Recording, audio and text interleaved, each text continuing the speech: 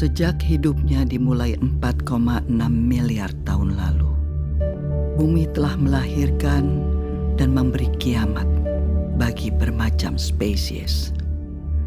Deretan keajaiban alam diikuti deretan bencana. Deretan keajaiban itu antara lain adalah munculnya makhluk bersel satu, lahirnya fotosintesis, evolusi makhluk multiseluler, munculnya banyak kingdom. Jutaan spesies lahir, serangga, krustasea, ikan, amfibi, reptil raksasa, mamalia, hingga akhirnya genus Homo yang jadi nenek moyang spesies kita. Sapiens lahir 2,5 juta tahun lalu. Tapi semua itu diikuti dengan oksigen holocaust. Letusan gunung supervulkanik, meteor jatuh, kepunahan massal pertama, kedua, ketiga, zaman es, pemanasan global, zaman es mencair, kepunahan massal keempat, kelima, hingga akhirnya Homo sapiens.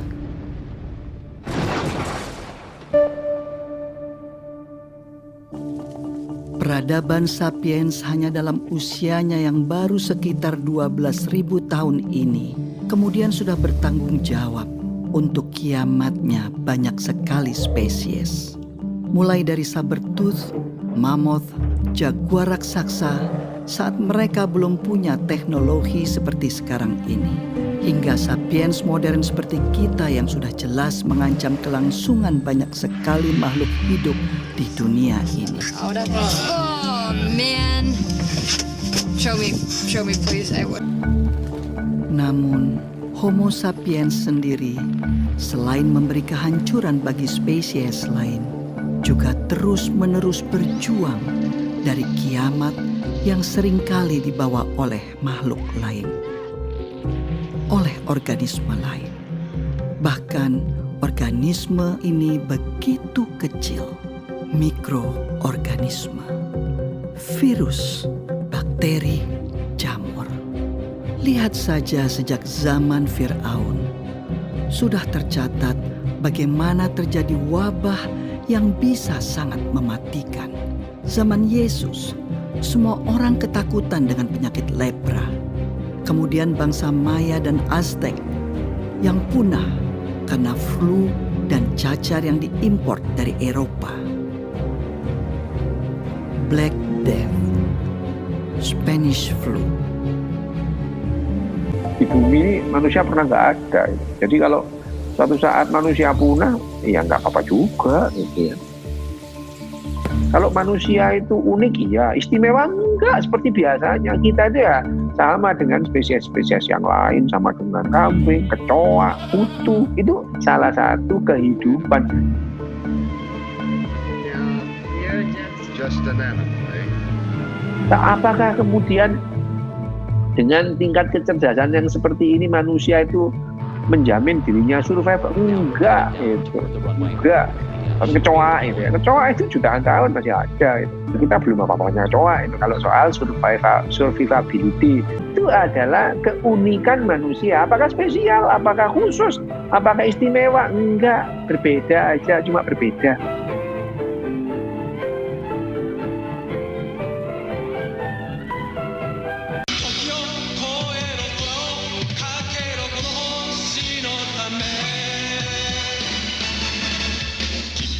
Belum pernah sebelumnya dalam sejarah panjang bumi, nasib semua makhluk hidup di dalamnya ditentukan oleh satu spesies saja.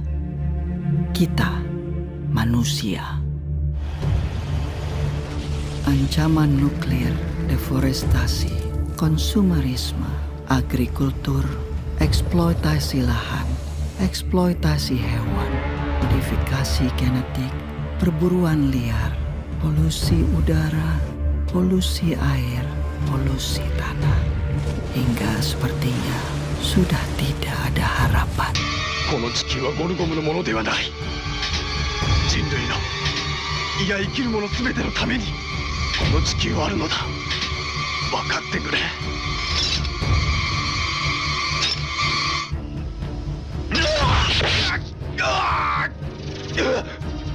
Manusia selalu terbakar keinginannya, terbakar ambisinya, terbakar dan terbakar.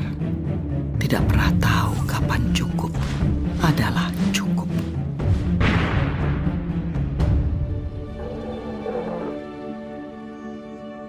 Tidak seperti seekor singa yang memakan satu zebra dan dengan damai membiarkan kawanan zebra lainnya lewat, tanpa panik memikirkan untuk mengisi kulkasnya.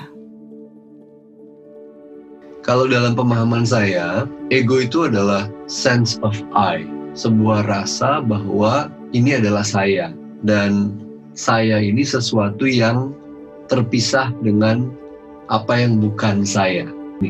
Maka kita kemudian belajar untuk mengakumulasi aset sebanyak-banyaknya.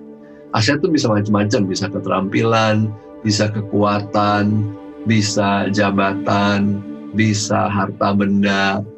Karena itu bagian daripada insting buat bertahan hidup yang bilang bahwa karena hidup ini tidak pasti, tidak bisa diramalkan, dan beresiko, maka saya demi bertahan hidup harus mengamankan saya dan semua perpanjangan dari saya, anak cucu maksudnya. Saya nggak peduli dengan yang lain, bisa artinya orang lain, bisa artinya planet bumi ini. Sehingga ketika dia dihadapkan pada dua pilihan, yang satu pilihan yang tidak merusak lingkungan hidup, yang satu pilihan yang merusak lingkungan hidup, basis pemilihannya bukan merusak atau tidak merusak, tapi mana yang akan memaksimalkan potensi saya buat bertahan hidup. Dia tidak melihat lingkungan hidup adalah bagian dari saya. Udara ini adalah bagian daripada planet ini yang kita hirup. Gitu. Tapi kita nggak lihat bahwa dia terkoneksi dengan kita. Bahkan dia jadi bahan pembentuk dari bagi badan kita. Makanya kita bilangnya saya dan ini lingkungan. Padahal sebenarnya dia sangat terpaut. Secara biologis, secara filosofis, sangat terpaut. Chinese health authorities are still working to identify the virus behind that the mysterious pneumonia that had broke out in kasus positif virus corona pertama di Indonesia. Ada dua. Let's take a look at the global pandemic numbers now. There are more than 1.7 million cases of COVID-19 around the world. The U.S. is reporting more than 200,000 deaths. Kalau kita bisa menerima bahwa saya ini nggak superior, saya dan COVID-19 atau siapapun virus yang ada nantinya sebetulnya punya level yang sama. Kita sama-sama ada di alam semesta ini, mau sama-sama hidup kok. Tapi selama ini saya merasa di atas awan. Semua bisa saya lawan. Nah, ketika itu saya tidak bisa lawan, saya resah. Manusia jadi stres karena manusia pinginnya semua serba pasti. Berapa lama saya di lockdown? Berapa lama saya nggak boleh keluar dari rumah? Selesainya seperti apa? Tidak ada yang tahu. Oke, kita harus belajar menerima uncertainty. Harus belajar menerima ketidakpastian. Akhirnya ada jeda. Untuk dunia berhenti, untuk manusia berhenti dan merenung.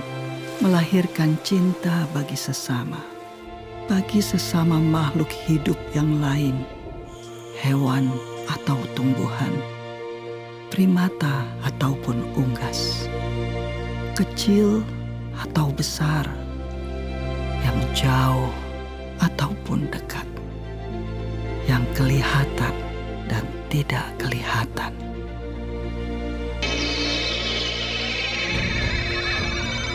Virus COVID-19 ini sampai hari ini membunuh 120.000. Sementara orang meninggal karena sakit jantung sehari itu 48.000. Cepat atau lambat juga akan punah. Tapi apakah karena COVID-19? Enggak lah, gitu ya. Kamen Rider wa shinda. Nagaku kurushii tarakai no sue shinda no da. Mohaya この地球を救う者はいない。ボルゴムの横暴に任せるしかないのか。誰がこの美しい地球を救うのだ。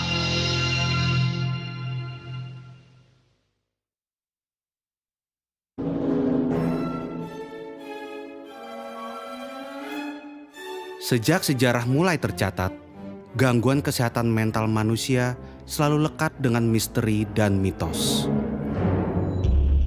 Pengidap gangguan jiwa lekat dengan stigma negatif seperti kesurupan, santet, sihir jin, muslihat setan, kutukan dewa, kutukan Tuhan. Dan secara global, stigma yang diskriminatif ini lekat terus hingga abad ke-18. Di otak itu ada ratusan sirkuit yang saling bertentangan, saling mendukung. Ada hormonalnya, ada neurotransmitternya. Akhirnya variasinya banyak. Kesehatan mental adalah faktor pembentuk cara manusia beraktivitas sehari-hari, pembentuk hubungan timbal balik manusia dengan lingkungannya, dengan hewan, tumbuhan, bahkan alam mineral seperti air, udara, dan tanah. Sebenarnya kesehatan mental yang tidak dikelola itu punya implikasi besar terhadap kesehatan fisik kita, karena yang namanya kesehatan psikosomatis dan penyakit kronis itu banyak terkait dengan psikologis juga. Informasi, berita, percakapan-percakapan yang saya terima, yang saya serap, dan akhirnya tubuh saya digest. Kita resah, kita sedih. Manusia sulit untuk beradaptasi dengan perubahan, apalagi jika terjadi secara spontan. Aktivitas-aktivitas yang sebelumnya tak pernah terpikirkan dalam otak manusia, sekarang menjadi agenda rutin yang harus dijalani. Otak manusia kaget, tubuhnya kaget, sistem sarafnya kaget.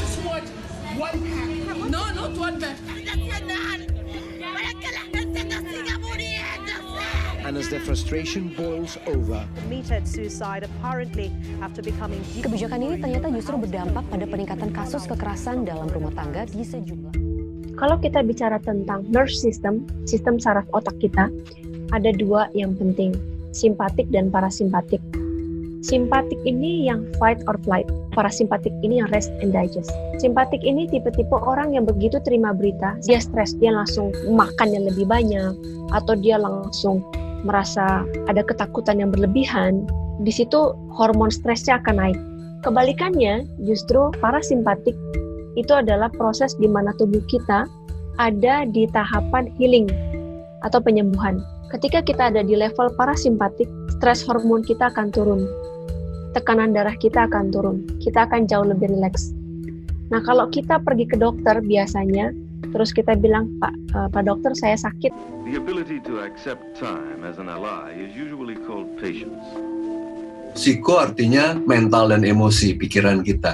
Kalau dia terganggu akan mempengaruhi neuro, keseimbangan saraf dan otak. Kalau keseimbangan saraf dan otak neuro turun, maka dia akan mengganggu keseimbangan endokrino, yaitu kelenjar dan hormon. Dan kalau kelenjar dan hormon terganggu, maka imuno, daya tahan tubuh akan turun. Jadi kaitan ini memang sudah dianggap sebagai mata rantai. Jadi kalau kesehatan mental kita tidak terjaga, meskipun kita sudah melakukan tindakan lain seperti cuci tangan, physical distancing, dan lain-lain, daya tahan tubuh kita masih bisa turun, dan itu tetap riskan. Semua terangkum dalam pepatah Romawi kuno, mens sana in corpore sano, jiwa yang sehat di dalam tubuh yang kuat. Manusia kemudian belajar banyak hal untuk menyehatkan jiwa mereka. Banyak cara dilakukan manusia untuk menjadi tenang dan senang. Dan inilah salah satu penemuan umat manusia yang paling inovatif. Spiritualisme. Spiritual menjadi jalur evakuasi bagi manusia yang sedang didera oleh rasa cemas dan takut. Memberi pemahaman baru bagi manusia untuk berefleksi, memberi arti dalam hidup, saling berkumpul dan menguatkan dalam saat-saat yang sulit. Namun, apa jadinya saat kemudian setiap manusia tidak bisa lagi berkumpul dan berritual? Saat semua harus berdoa di rumah, harus beribadah di rumah, berpuasa di rumah.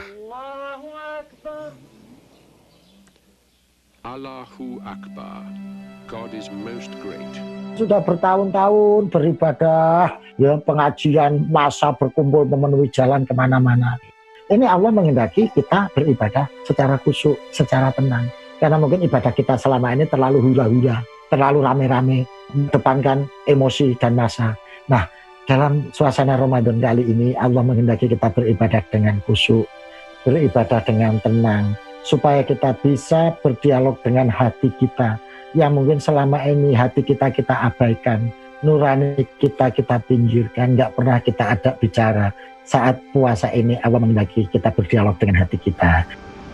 Kita peduli dengan nurani kita. Kita peduli dengan batin kita. Self-awareness, ya. Self-awareness itu penting. Kesadaran. Sekedar mau forward sesuatu yang ada di WhatsApp group dipikir. Kalau kita mau melakukan sesuatu, stop dulu, dipikir dulu sejenak. Itu aja. Itulah kenapa para nabi, para avatar Buddha, Yesus, Nabi Muhammad, dan lain-lain yang ada di sana, ketika bicara pada 10 orang, orang tersebut akan menerima. Sementara kalau ketakutan, ketika dia bicara kepada 10 orang, belum tentu 10-10-nya bisa menerima. Ada sedikit saja orang dengan penuh kesadaran, maka dunia ini akan terbantukan.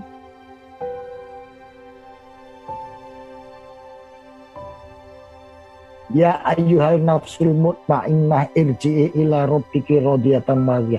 Wahai jiwa-jiwa yang tenang, jiwa-jiwa yang teduh, kembalilah ke Tuhanmu. Kalau hati kita ini bersih, jiwa kita ini bersih, maka batin kita sehat, fisik kita sehat, jiwa kita sehat. Menurut saya kesadaran itu adalah yang paling menjadi fondasi bagi kesehatan mental dan emosional. Kita pikir sadar tuh artinya insaf gitu. Padahal kesadaran itu kan sebenarnya lebih kayak perhatian yang mengamati secara netral. Dan salah satu bagian daripada penyembuhan itu adalah menyadari tanpa menilai atau menghakimi. Itu yang namanya menerima kan sebenarnya. Dunia di tahun 2050. Bayangkan, udara saja tidak berpihak kepada kita. Suhu memanas ekstrim. Sebagian orang terpaksa mendekam setiap hari di ruang ber-AC dengan handuk basah menyeka wajah. Mata terus berair. Dan kita hanya dapat tertidur di setiap subuh karena cuma itu waktu yang cukup sejuk. Di luar tembok rumah kita, peningkatan suhu menyebabkan kekeringan parah di banyak belahan dunia. Hanya orang kaya yang bisa membayar air. Keran-keran di tempat publik dikunci. Hutan-hutan terbakar. 2 miliar orang berhadapan langsung dengan suhu yang bisa meroket sampai 60 derajat Celcius. Titik panas di mana tubuh manusia tak dapat bertahan lebih dari 6 jam. 2050, permukaan laut naik drastis menyebabkan badai ekstrim. Kota-kota pesisir tersapu pasang dan banjir menewaskan ribuan dan menggusur jutaan orang. Beberapa kota terpadat di dunia tenggelam termasuk Alexandria, Kairo, Mumbai, Shanghai, Bangkok, dan tentu saja Jakarta. Orang-orang harus mengungsi ke tempat yang lebih tinggi. Setiap hari kita akan melihat foto rombongan keluarga mengarungi banjir. Yang agak beruntung bisa tetap tinggal di rumah dengan air hingga mata kaki. Seperti Jakarta di tiap musim banjir, tapi ini di seluruh dunia. 2050. Pandemi bukan hanya varian COVID. Perubahan suhu, banjir, urbanisasi, dan pergerakan populasi manusia mengakibatkan penyebaran penyakit. Setengah dari populasi dunia beresiko tertular malaria atau demam berdarah. Wabah baru bisa melampaui angka kematian penyakit jantung, menciptakan krisis perawatan kesehatan. Perusahaan asuransi pun menolak melayani. Apa yang kita lalui 2 tahun kemarin, tampak tak ada apa-apanya. 2050, kelaparan merajalela. Populasi dunia meningkat sampai 9 miliar jiwa, walau tingkat kesuburan manusia menurun. terlalu banyak mulut harus diberi makan, sementara dunia kekurangan air dan lahan yang bisa digarap. Bahan makanan akan semakin mahal, jumlah orang kurang gizi di dunia pun terus meningkat. Sementara bantuan logistik, kalaupun ada, pasti tiba terlambat karena terhambat bencana di mana-mana.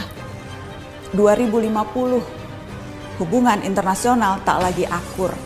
Setiap negara menjadi egois dan saling curiga. Perdagangan global macet karena negara-negara berhenti mengekspor. كلنا يا إخواني والله نعلم أن الإنسان مسافر. الإنسان في هذه الدنيا على سفر على مراحل. مرحلة يسافر ويجلس ثم يسافر ويجلس، ولذا الإنسان كان في بطن أمه ثم خرج إلى هذه الدنيا، هذا سفر، ثم ينتقل إلى القبر، ثم يخرج من القبر إلى يوم القيامة، هذا سفر.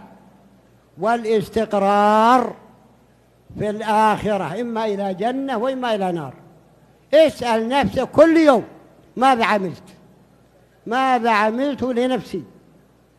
تعلم يا عبد الله أنك لو جمعت ملايين الدنيا ستذهب وتتركها، ما تدخل معك القبر، فما ينفعك إلا عملك الصالح.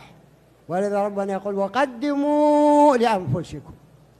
ماذا قدمت لنفسك؟